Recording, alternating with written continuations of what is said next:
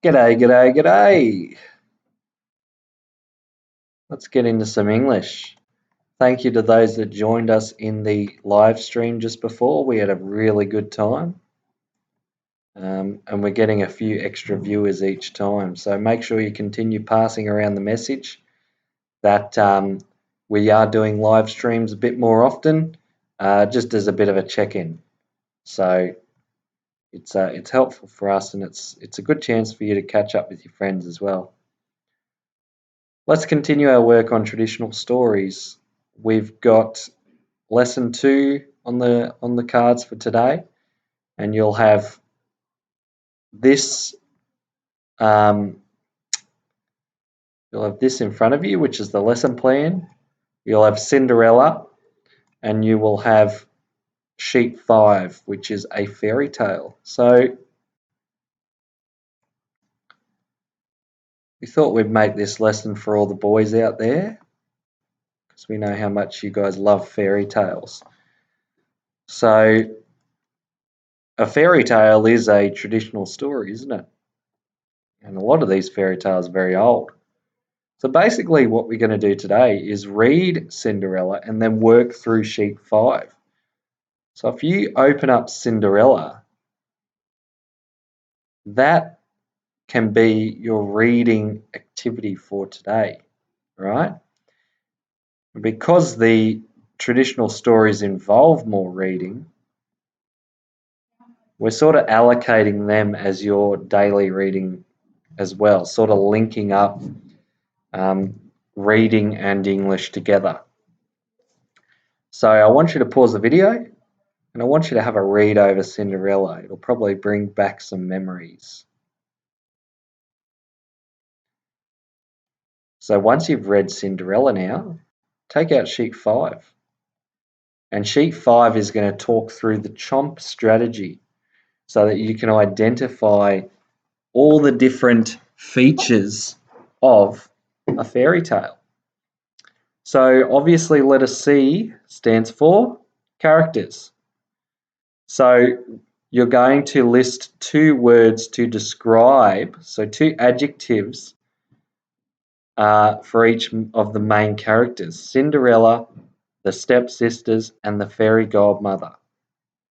Okay, so think of 2 words for each of those that describe them. Off you go. Next, we've got a yes or no question for each character. Did the storyteller make you like this character? Did they make you like Cinderella?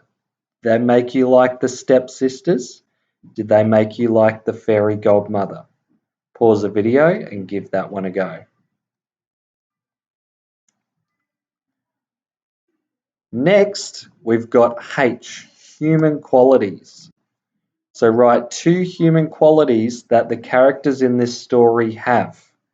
Are they loyal? Are they evil? Are they cunning? Cunning means smart and manipulative and clever. Are they happy? Are they angry? Are they aggressive? Okay, write down 2 qualities that the characters have. Can be any character. Pause the video and off you go. Next one, O, that's just an affirmation of old and oral. So a lot of these stories predate English written language. So they were often told through story, through verbal. Okay, so a lot of them change over the years because they weren't exactly written when they were first told. M is the moral or the message. Now I want you to think of the moral or the message of Cinderella. All right, you might need to have a reread over the resolution of the story, because that's where the moral or the message usually is, and then write down what you think the moral of the story is. So what you would do is you would take this. The moral of the or message of this story is, finish that sentence. Pause the video and off you go. Now P, we've got purpose.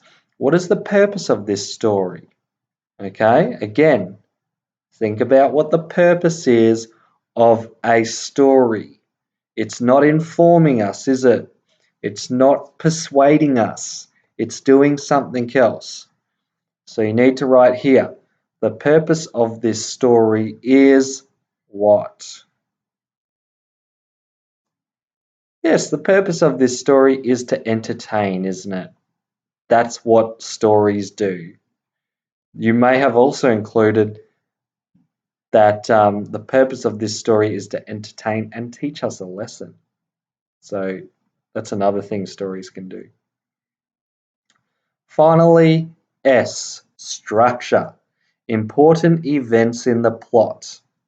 So there's a lot more space here because the plot is very important. The plot is what the story is about.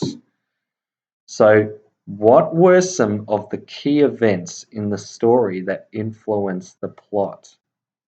So I want you to write the key events the key events in the story that influence the plot are, and then you write down all the events and tell me how those events influence the plot.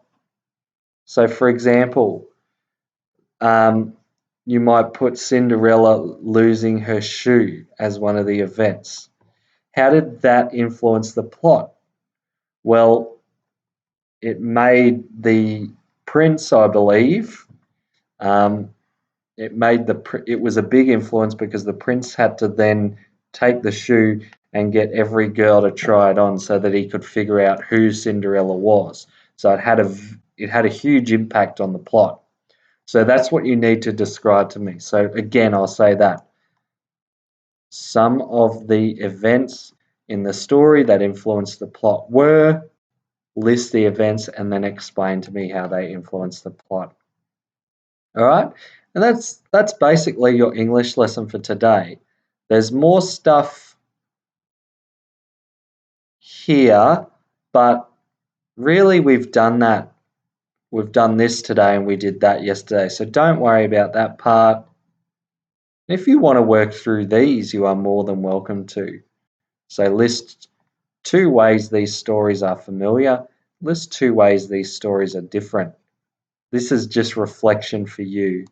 So you can do number 5. You don't have to do number 4, but you can do number 5. And then the rest is just basically your spelling and your reading. So that's basically it for your English lesson today. I'll see you in maths. Enjoy.